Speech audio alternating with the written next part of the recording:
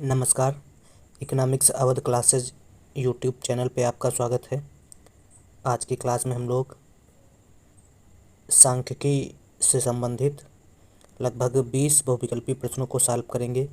यह प्रश्न उत्तर प्रदेश प्रवक्ता परीक्षा एवं झारखंड प्रवक्ता परीक्षा के साथ साथ नेट के एग्ज़ाम के लिए महत्वपूर्ण रहेंगे। तो चलिए आज की क्लास स्टार्ट करते हैं और देखते हैं कि आज के इस वीडियो में क्या क्या क्वेश्चन हैं। पहला क्वेश्चन, लॉरेंज वक्र निम्नलिखित में से किस एक के अध्ययन में सहायक है? ए माध्य, बी अपकिरण की माप, सी सहसंबंध, डी निर्देशांक। तो लॉरेंज वक्र जो है मुख्य रूप से अपकिरण की माप में सहायक है। क्या है लॉरेंज वक्र या अपकिरण की माप किसे कहते हैं? पदों के विचलन या अंतर की माप अपकिरण कहलाती है। अपकिरण को प्रसार, बिखराव, विचरण या विक्षेपण आदि नामों से भी जाना जाता है। प्रोफेसर बाउले ने अपकिरण की क्या परिभाषा दी? अपकिरण पदों के विचलन या अंतर का माप है। यह किसने कहा? बाउले ने कहा कि अपकिरण पदों के विचलन या अंतर की माप है। अपकिरण की माप की 3 विधियां हैं। कौन कौन सी है अपकिरण की माप की 3 विधियां? पहली विधि है सीमा विधि। सीमा विधि के अंतर्गत विस्तार या परास, अंतर चतुर्थक विस्तार या शतमक आता है। दूसरी विधि जो है विचलन माध्य विधि है। इस विधि में चतुर्थक विचलन, माध्य विचलन और प्रमाप विचलन आता है। तीसरी विधि है बिंदु रेखीय विधि। बिंदु रेखीय विधि, इस विधि में लॉरेंज वक्र आता है। तो क्वेश्चन पूछा गया था कि लॉरेंज वक्र निम्नलिखित में से किस एक की माप में सहायक है? तो अपकिरण की माप में सहायक है। और लॉरेंज वक्र को क्या कहा जाता है? लॉरेंज वक्र को बिंदु रेखीय विधि कहा जाता है। लॉरेंज वक्र का प्रतिपादन मुख्य रूप से असमानता निर्धारण के लिए किया जाता है और इसका प्रतिपादन मैक्सवेल लॉरेंज द्वारा किया गया था। अगला क्वेश्चन 2 नंबर, एक प्रसामान्य बंटन के लिए निम्नलिखित में से कौन सा कथन सही है? मानक विचलन ज़्यादा है माध्य विचलन से, माध्य विचलन ज़्यादा है चतुर्थक विचलन से। बी ऑप्शन में चतुर्थक विचलन ज़्यादा है माध्य विचलन से और माध्य विचलन ज़्यादा है मानक विचलन से। तो इसमें ए आंसर सही हो जाएगा। मानक विचलन ज़्यादा है माध्य विचलन से और माध्य विचलन जाता है चतुर्थक विचलन से। अर्थात कह सकते हैं सबसे बड़ा जो है मानक विचलन है। तो ए सही हो जाएगा। 2 का ए सही हो जाएगा। 3 नंबर क्वेश्चन, निम्न में से किससे सहसंबंध गुणांक स्वतंत्र है? ए केवल मूल बिंदु का परिवर्तन, बी केवल मापनी का परिवर्तन, सी मूल बिंदु और मापनी का परिवर्तन, डी उपरोक्त में कोई नहीं। तो सहसंबंध गुणांक जो है दोनों के परिवर्तन से स्वतंत्र रहता है। कौन दोनों? मूल बिंदु के परिवर्तन से और मापनी के परिवर्तन से स्वतंत्र रहता है। तो इस प्रकार से 3 का सही आंसर हो जाएगा सी। 4, श्रेणी गुणांक के लिए निम्नलिखित में से कौन सा एक व्यंजक सही है? तो श्रेणी गुणांक यह कह सकते हैं कोटि अंतर विधि, या कह सकते हैं अनुपस्थित विधि या क्रमांतर विधि या सरल रेखीय विधि। इसका प्रतिपादन स्पीयरमैन द्वारा किया गया था। क्या स्पीयरमैन ने सहसंबंध या अंतरकोटि सहसंबंध निकालने का सूत्र बताया था? स्पीयरमैन ने 1 - 6 सिग्मा डी स्क्वायर अपान n³ - n, यह सूत्र अंतरकोटि सहसंबंध निकालने का स्पीयरमैन ने बताया था। तो किस ऑप्शन में है? 1 - 6 sigma D square n³ - n। तो यह बी ऑप्शन में है। तो 4 का सही आंसर बी हो जाएगा। इसके अलावा कार्ल पियर्सन ने सहसंबंध निकालने के लिए क्या सूत्र बताया था? आर बराबर sigma d x into d y upon n under root sigma d x square upon n into sigma d y square upon n. यह सूत्र जो है कार्ल पियर्सन द्वारा सहसंबंध निकालने का दिया गया था। तो इसमें पूछा गया था स्पेयरमैन का सूत्र। तो स्पेयरमैन का सूत्र जो है 1 - 6 sigma D square upon n cube minus n के माध्यम से दिखाया जाता है। अगला 5 नंबर क्वेश्चन, निम्नलिखित सूचकांकों में कौन सा एक काल उत्क्रमण तथा उपादान उत्क्रमण परीक्षण दोनों को संतुष्ट करता है? लैस्पेयर का सूचकांक, फिशर का सूचकांक, पासे का सूचकांक, कैली का सूचकांक। तो फिशर का सूचकांक जो है जिसे आदर्श सूचकांक भी माना जाता है, और यह सूचकांक समय उत्क्रमणता प्लस तत्व उत्क्रमणता दोनों परीक्षण को संतुष्ट करता है। फिशर विधि में लैस्पेयर तथा फासे के सूत्रों का गुणात्मक माध्य लिया जाता है।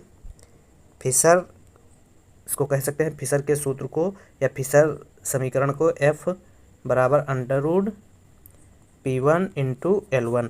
P1 क्या है, हो जाएगा पासे का सूचकांक और L1 हो जाएगा P1 पासे का और L1 लैस्पेयर का सूचकांक हो जाएगा। तो अगर इसको सूत्र रूप में लिखा जाए तो ये हो जाएगा अंडर रूड P1 क्या हो जाएगा, पासे का सूचकांक, तो इसको सिग्मा P01 बराबर under root sigma P1 into Q1 बटे sigma P0 into Q0 into sigma P1 Q1 बटे सिग्मा P0 इंटू Q0। इसके 100 इंटू 100 हो जाएगा। तो यह किसका सूत्र हो जाएगा? फिशर का सूत्र हो जाएगा। और फिशर पासे और लैस्पेयर के सूचकांक का वर्गमूल निकालने पर प्राप्त होता है। फिशर के निर्देशांक के अनेक सूत्रों का गहन अध्ययन करके यह सूत्र दिया था, जो लैस्पेयर और पासे के निर्देशांक का गुणोत्तर माध्य होता है। तो इस प्रकार से निम्नलिखित में से कौन सा गुणांक माध्य पर आधारित है, गुणोत्तर माध्य पर? तो फिशर का जो सूचकांक है वह गुणोत्तर माध्य पर आधारित है। अगला 7 नंबर क्वेश्चन, सहसंबंध का उद्देश्य दो चरों में पाई जाने वाली संबंध की मात्रा का पता लगाना होता है। यह कथन किसका है? ए लैथ्रॉप, फर्ग्यूसन, ब्लोमर्स, वेलाक। तो सहसंबंध का उद्देश्य दो चरों में पाई जाने वाली संबंध की मात्रा का पता लगाना है। यह कथन फर्ग्यूसन का है। तो 7 का सही आंसर हो जाएगा बी। 8 नंबर क्वेश्चन, केंद्रस्थ अपनति के प्रथम प्रमाप माध्यक एवं माध्य को किस नाम से जाना जाता है? तो इसे अंकगणितीय माध्य के रूप में जाना जाता है। अगला 9 नंबर क्वेश्चन, निम्नलिखित में से कौन सा मापन किसी आवृत्ति बंटन के संचयी आवृत्ति वक्रों के कटान बिंदु को प्रदर्शित करता है? तो माध्यिका जो है मापन के किसी आवृत्ति बंटन के संचयी आवृत्ति वक्रों के कटान बिंदु को प्रदर्शित करती है। 9 बी से हो जाएगा। 10 निम्नलिखित में से कौन सा कथन सही है? तो समांतर माध्य सबसे बड़ा होता है, फिर गुणोत्तर माध्य, फिर हरात्मक माध्य। तो समांतर माध्य सबसे बड़ा कैसे हो जाएगा, किस ऑप्शन में है? तो यह ए ऑप्शन में है। तो 10 का ए सही हो जाएगा।